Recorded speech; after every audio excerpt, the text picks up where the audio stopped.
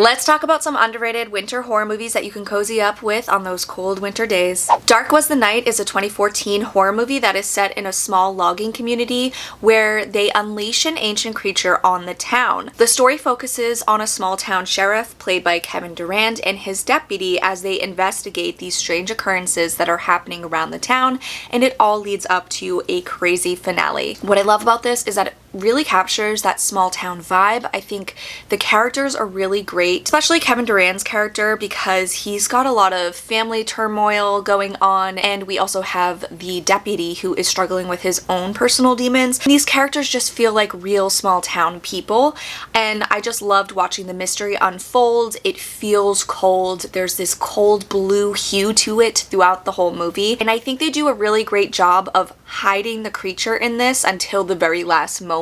So you're just catching glimpses of him, and I feel like that makes it even more terrifying. You can currently stream this on Tubi. Cold Ground is a 2017 found footage horror movie that is set in the 70s. The movie follows two journalists who are sent to the Swiss-French Alps to investigate a series of cattle mutilations, and the scientific team they're supposed to meet with is missing.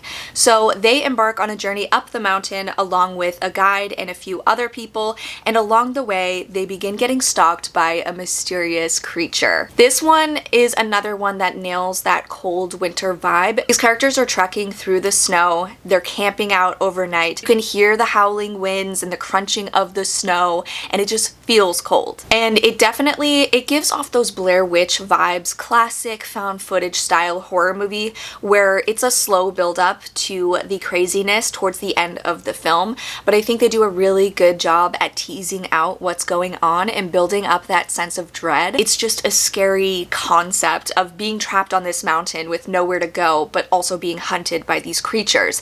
And the creatures themselves I thought were really cool and a nice surprise. And overall, I was really impressed by this one. You can also stream this one on Tubi. Cold Meat is a 2023 survival horror about a guy who is leaving a diner after rescuing a woman from her abusive husband, and he crashes during a blizzard and finds himself stranded in the middle of nowhere. And soon he finds himself being stalked by an ancient creature. This movie has some nice surprises throughout because the synopsis is very simple, but the story goes into a direction I wasn't expecting. I think that this movie does a really great job with the makeup effects of the character as they're slowly freezing to death. Like, parts of their skin are frosted and they just look freezing. I think that the sound design is amazing because it truly sounds like they're in a snowstorm. I think that they did a really great job at balancing the environmental horror with the creature horror and a few other stuff I don't want to say to give it away. You can stream this one on Tubi. Wendigo is a 2001 Wendigo. Am I saying Wendigo right? I don't know. This is a horror movie set in a small town in upstate New York where a couple and their son are staying at this house in the middle of the woods in the middle of winter. Along their journey, they encounter this hunter and accidentally kill a deer that he was hunting, and he gets really upset and he begins stalking them. But simultaneously, there's this creature that the son is noticing around their property. The story is very isolated, very cold. There's this sense of dread throughout as you're trying to figure out if this little boy is seeing an actual creature or if it's this guy, this hunter, that's causing them harm. But I will say it's a little bit of a slow burn where not a lot of in-your-face horror is happening. It's more psychological than anything. Curse of Aurore is a 2020 found footage horror movie that someone recommended to me, and I am so grateful they did because this movie was so damn good. This movie is about a group of friends who reunite in Quebec, Canada, and they are talking about filming their next movie together. And one of the friends, she's French Canadian, and she tells them about this infamous story in the area about this young girl named Aurore who was essentially abused and murdered by her parents. And it's a story that's well known by the community, and they want to use it as the basis of their next horror film. And while they're exploring the area and investigating this young girl's life and what happened to her, strange things start happening around them. What I love about this movie is the setting, first and foremost. It's rural Canada, it's snowy, everything is covered in snow. We're in this small town where everyone seems off and just upset by the filmmaker's presence.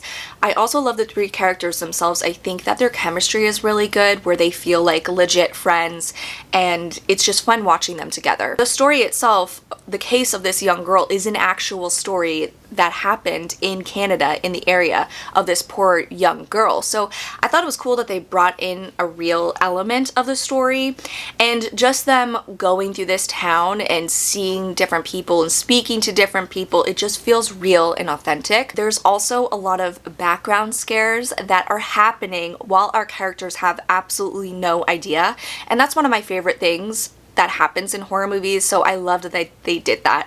It was a very slow build to this crazy finale that just gets batshit, which I love. I love it. There's also some religious elements to it, and I just had a blast with this one. This one is streaming on Tubi. Knuckleball is a 2018 horror movie about a young boy who is sent to stay with his grandfather while his parents go away on a trip, and while he's there, he gets stranded in this isolated farmhouse in the middle of nowhere, and he gets stalked by this strange person.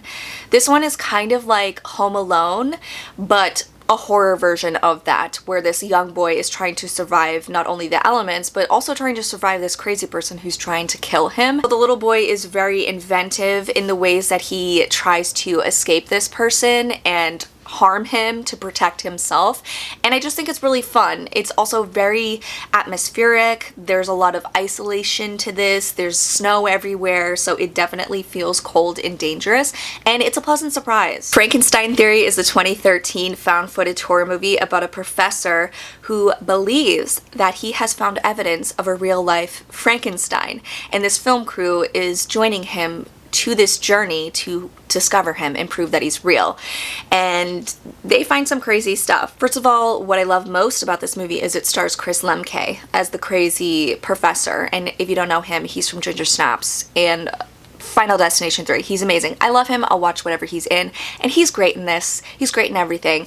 He's very charming. He makes it feel real. And it is a goofy premise, but it works. Don't take this movie seriously and you'll have a blast.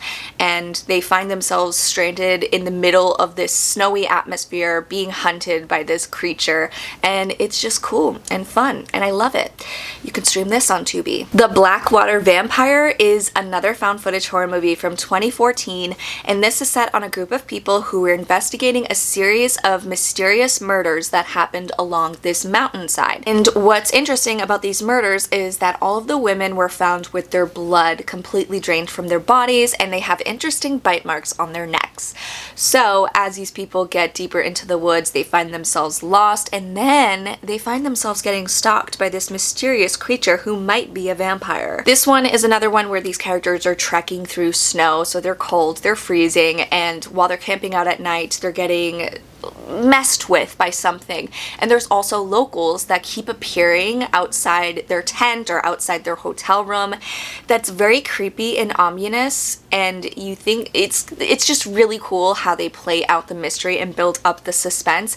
And this is another one that leads up to a crazy finale that I was not expecting, but I just love the wackiness of it and that they were willing to go there with this story. It's another one where the locals in the town are very much in on this bigger conspiracy at play, and I just think it's another fun one. You can stream this on Tubi. Black Mountainside is a 2014 found footage horror movie about a group of archaeologists who uncover this interesting thing in the middle of the Canada wilderness. Soon, the team starts finding themselves under attack from something.